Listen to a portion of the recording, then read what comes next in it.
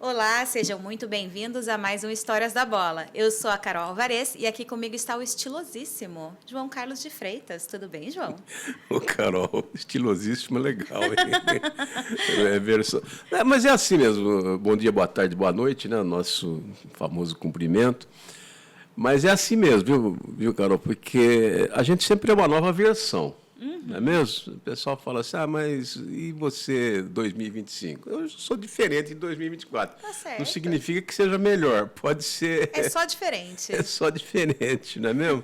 Então, só para explicar o óculos para os amigos, né, que nos dão o prazer da audiência, ele é um óculos de grau, mas nós estamos num verão muito forte, né? E eu tenho o olho sensível, como tantos, né? Então eu uso assim para, né?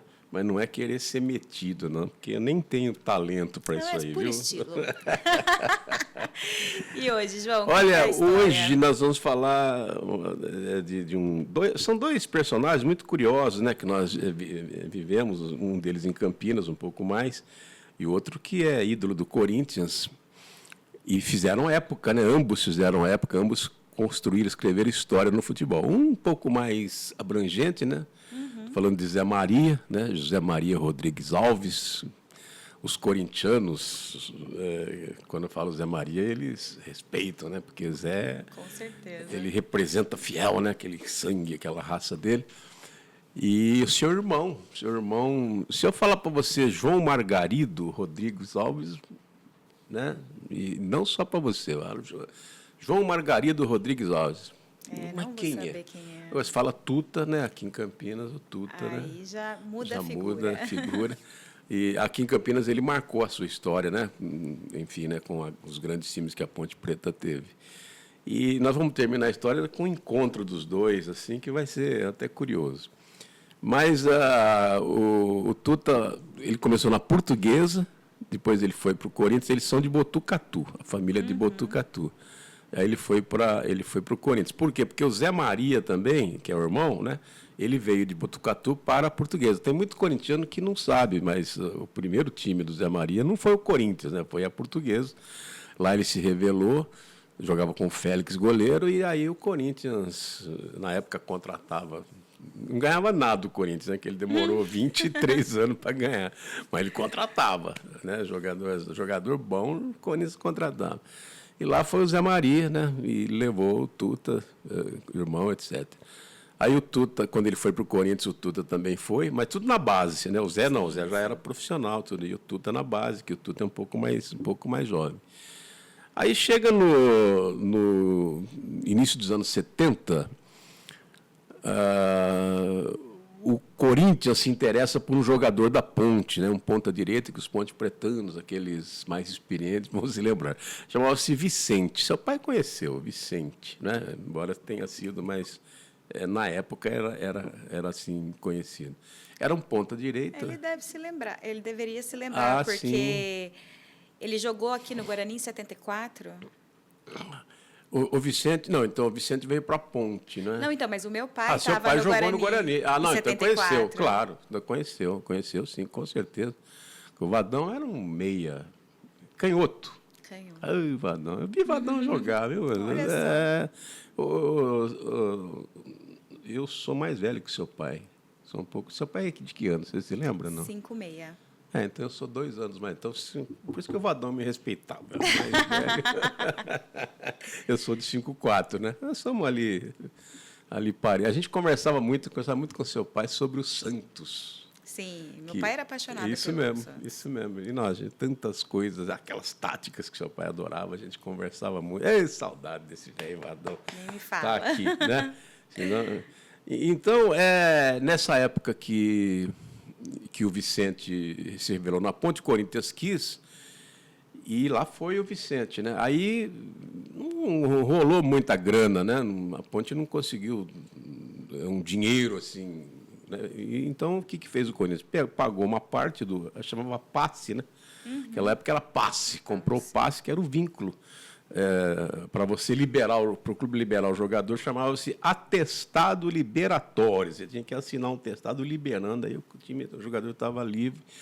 E a gente aqui no colóquio, né, no popular era passe. Você também ouviu falar disso? Ah, com passe, certeza. passe, Lei do passe. Lei do passe, né? Final dos anos 90, né?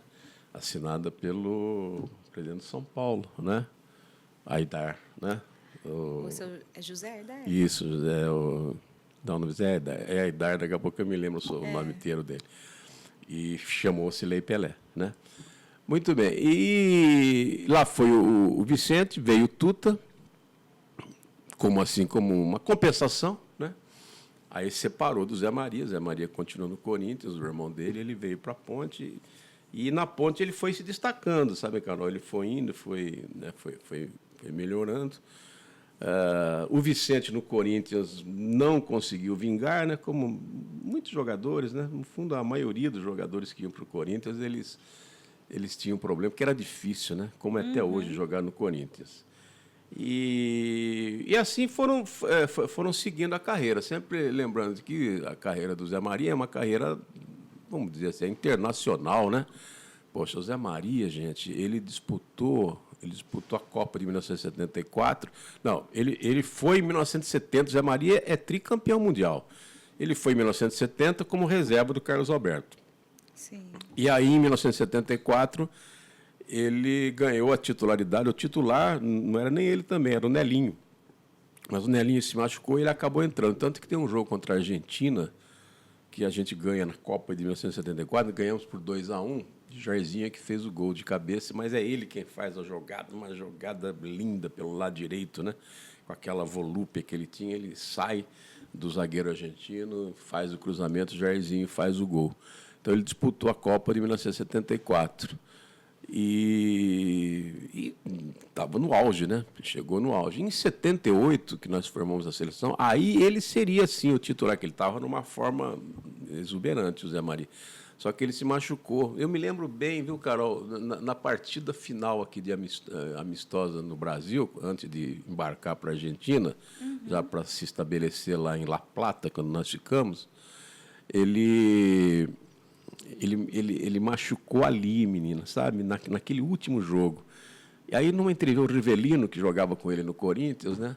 O Rivelino foi lá e socorreu, né? Queria que ele fosse e tal, mas não deu, né? Aí eu lembro que o Rivelino deu uma entrevista e falou assim, a gente fez a preparação, vamos para a Copa e tal, mas eu estou muito triste, né? Porque eu falei, pô, Zé, vamos com a gente, né? Vamos com a gente, né? Mas a lesão não permitiu. Então, o Zé Maria não disputou a Copa de 1978. Agora, vai daqui, vai dali, né? O Tuta na Ponte Preta se destacando, se impondo. O Tuta começou como meia, mas depois, claro, né? Alguém viu e falou, não, meia, né? Ele não tinha assim, habilidade para meia, mas ele tinha velocidade e drible, né? Sim. E os treinadores daquela época, eles tinham esse olhar, né? Quando eles conseguiam adequar a característica à posição. Né? E a época dos pontas. Hoje nós não temos o ponta, né? Hoje nós temos jogadores de beirada, que nós chamamos. Naquela época era ponta mesmo. Então, o que acontecia? O Tuta era ponta esquerda, né? E o Zé Maria era lateral direito. O que acontecia quando se encontravam, né? Quando jogava ponte contra o Corinthians, né? Marcava o outro. Isso! Sabia que ela também sou cultura. Sabe tudo, né? Claro, também você tem que saber, né? Por favor, né? Exatamente. Que grande professor que você teve. E aí se encontravam, um marcava o outro. Nossa, e duelaram muito, sabe? Aí, em 1977, que houve aquela comoção brasileira, parou o Brasil, parou a América do Sul. Acho que o mundo também ficou impressionante o que Ponte e Corinthians causaram de atração, porque eles jogaram nas finais do Campeonato Paulista, jogaram 3 partidas. Então, em 10 dias foi, né? Porque jogaram uma numa quarta-feira, eu lembro até o dia, na quarta foi dia 5 de outubro, no dia 9 de outubro jogaram novamente, num domingo, que é o jogo que a Ponte ganha de 2-1 de virada, né? Que o de Caio Rui faz o gol, e foram decidir dia 13 de outubro de 1977. Então, num prazo assim, de 10 dias, jogaram 3 vezes. Então, o Brasil só tinha isso, né? E o Brasil inteiro aquelas coisas, aquela torcida, e pessoal que não era corintiano queria que o Corinthians perdesse, que aí torcia para a Ponte. O São Paulo, então, facilitou, deu a concentração dele lá para a Ponte Preta. Foi um negócio que, né, já contei alguma coisa, foi uma coisa muito contundente, né, uma história forte que nós temos no futebol brasileiro. Mas só que naquele ano, de 1977, eles jogaram 7 vezes. Ponte e Corinthians, foi 7 vezes no mesmo ano. Foi pelo Campeonato Paulista, Campeonato Brasileiro, enfim, né, as finais do Campeonato Paulista. Então, deu 7 partidas. A Ponte ganhou 5, perdeu as 2 que não poderia ter perdido, como sempre. A história da Ponte é sempre assim. Ponte sendo ponte. O pão está sempre com a manteiga virada para o chão, né? Não tem jeito. Exatamente. É assim que funciona. E nessas partidas, nessas 7 partidas, Nossa Senhora, o Tuta judiava do irmão, sabe? Judiava, porque ele era muito veloz, né? Embora o Zé Maria também fosse forte, mas no confronto, assim, na velocidade, ele incomodava. E tinha um detalhe, né? O time da Ponte. O time da Ponte tinha um lateral esquerdo também que ajudava muito, né? Que era o Odirley, que deveria ter sido o titular da seleção brasileira na Copa de 78, ele não quis, né? Ele refugou a convocação. Então, aquele lado esquerdo da Ponte era muito forte. E o de cá também se aproximava, né? Que era a época dos triângulos. Jogava o lateral, o ponta e o meia, que então eram triângulos, né? O negócio funcionava muito ali pelo lado esquerdo. E aí o Tuta, nossa senhora, quando ele ia jogar contra o Zé Maria, ele acho que não dormia.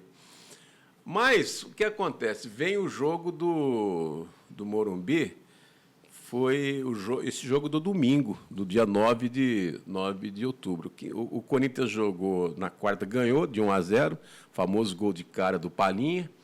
Então, ao Corinthians, ele precisava ganhar, porque era melhor de 4 pontos, não era melhor de 3, era melhor coisa. Ele precisava ganhar o jogo para ser campeão paulista, né? E sair daquele drama, aquelas coisas, aquela comoção do Corinthians, etc. O jogo disputado, o jogo forte, né? E o Corinthians sai na frente, sabe? No final do primeiro tempo, o Vaguinho faz um gol no Corinthians.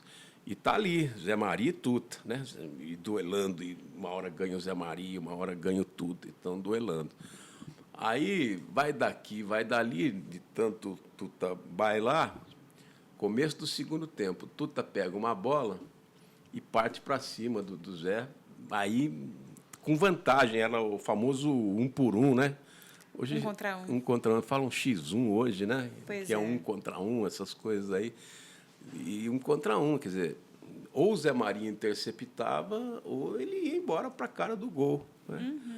Aí, quando o Tuta vem, então, o Tuta me acha, o Tuta consegue, né? Já estava aquele meio drible, né? Que você, mais um toquezinho, você já estava na frente. Menina, o Zé Maria vem no Tuta, mas dá no meio. Oxi! Dá no meio. Perdoa nem o irmão. Pois é, aí é que vai acabar a história. Mas dá no meio. O Zé Maria, o Tuta rola, mas 3 metros, jogou lá na pista do Morumbi, né? E aquela coisa toda. Aí, quando o Tuta volta para o jogo, né? Socorrido, etc., foi a falta, tudo, mas e não teve cartão, não. O juiz era o Romualdo Arp Filho. Deu a falta, mas não deu cartão, nada, né? Acho que fosse hoje, talvez o Zé tivesse levado até um vermelho. Na volta, o Tuta ficou bravo, né?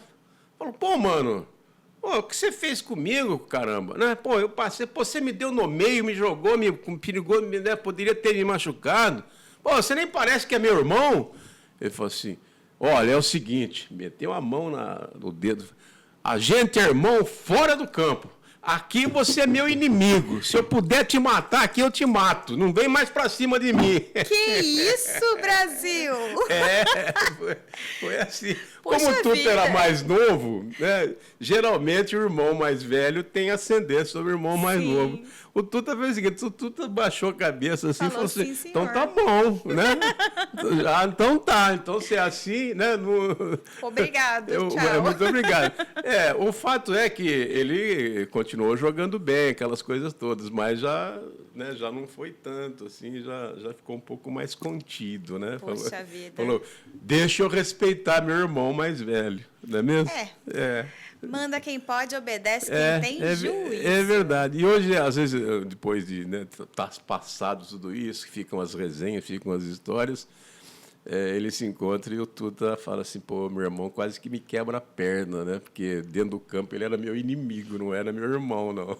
Deus do céu. Calma, gente. Se acalme, povo. Calma. Você viu o que faz o futebol. Exatamente. Tem família, não, na hora ali. Na hora do vamos ver, é guerra. Ô, João, só para a gente corrigir a informação e pedir ajuda aqui para os universitários do Google, é Carlos Miguel Aidar, presidente de São Paulo? Carlos Miguel Aidar, para completar a informação. Isso. Né? A gente não se lembrava o primeiro nome, então tá Carlos certo. Miguel. Carlos Miguel não Aidar. vamos ficar devendo informação, não é do nosso feitio. Não, aqui a gente trabalha com informação certa. Mata a cobra. E mostra o pau. Então, Carlos Miguel Aidar, o autor, né, o redator, o autor da famosa Lei Pelé, que uns acham bom, outros nem tanto, mas que aí está, desde o final dos anos 90. Tá certo. Carlos Miguel, seu presidente. É meu time, o melhor do Brasil, né? Modéstia à parte. Fazer o quê?